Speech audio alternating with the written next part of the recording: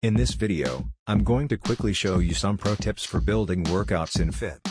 The workout sheet is a core feature of the software, so if you master these tricks, you'll save yourself a ton of time. Let's start off by adding a row to the workout.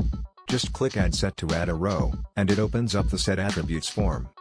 This form is where you configure the parameters you want to use for prescribing the exercise. For our example, we'll specify reps and weight. For each attribute we select, there is a corresponding column in the row where we can input the values we want to prescribe. The first thing you'll want to know about is the context menu. To open the context menu, simply right-click on a row within the sheet. This brings up a drop-down menu with some really handy features.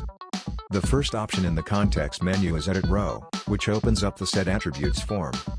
Anytime you need to make changes to a row, just right-click and hit the Edit Row option. Once you've configured one set, you can easily duplicate it. Right-click to open the context menu, then hover over the Duplicate Rows option. This opens a submenu that allows you to duplicate a row from 1 to 5 times.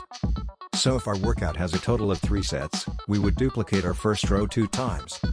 Now that we have our workout structure defined, let's fill in the prescriptions for each attribute. Our exercise will be bench press, and we'll prescribe 5 reps at 225 pounds. We can copy values using Ctrl-V and Ctrl-C, just like you would in Excel.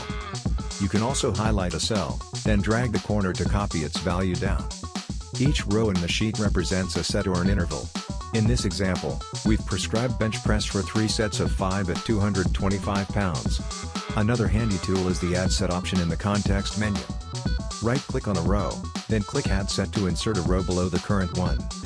We'll use this tool to modify our example and build a workout with supersets. To link one or more sets together to create a superset, giant set, or circuit, open the context menu and click the Hide Show Index option. This displays a column on the very left-hand side of the sheet where you can enter an index number.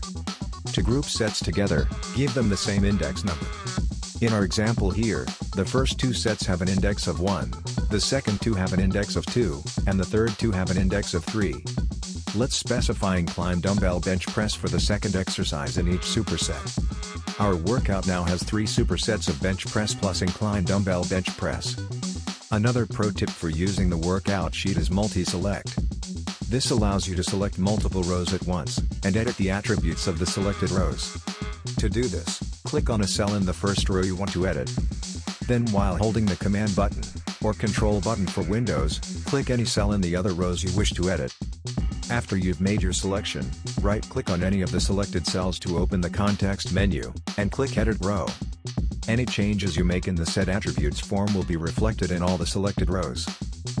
Deleting rows is easy too. Simply select any cell in the rows you want to delete, then open the context menu and click Delete Rows. This removes the selected rows from the workout. The last thing we'll cover here is KPI Based Prescriptions. Once you've defined key performance indicators, you can use them to prescribe various attributes of an exercise. For example, we've defined a max weight KPI called bench press 1 RM. To prescribe weight based on this metric, we select our exercises and open the context menu to edit the rows. Then for the weight attribute, click the KPI checkbox.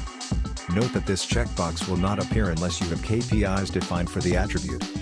With the KPI option selected, we can specify whether we want to make a relative prescription, i.e., percentage, or an offset prescription, e.g., plus or minus a fixed amount. We'll go with relative for this example. The next step is to select which KPI to use for prescribing the weight. We can select a specific KPI, or leave it on auto. When auto is selected, FYTT uses the exercise database to see if you've assigned a specific KPI to be used by default when prescribing the given exercise. We'll specify percentages for the weight column of each set. Now our workout prescribes bench press for 3 sets of 5 at 65, 75, and 85% of the default KPI. In this example, the team's exercise database is configured such that whenever weight is prescribed for bench press, it automatically references the bench press 1 RM. The team's database is also configured so that the back squat 1 RM is assigned as the default KPI for back squat. So if we were to change our exercise to back squat, the workout requires no further configuration to automatically individualize the exercise to each athlete based on their back squat 1 RM. We hope this has been helpful.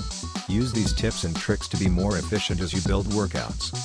Please enjoy using FYTT, the best strength and conditioning software in the world.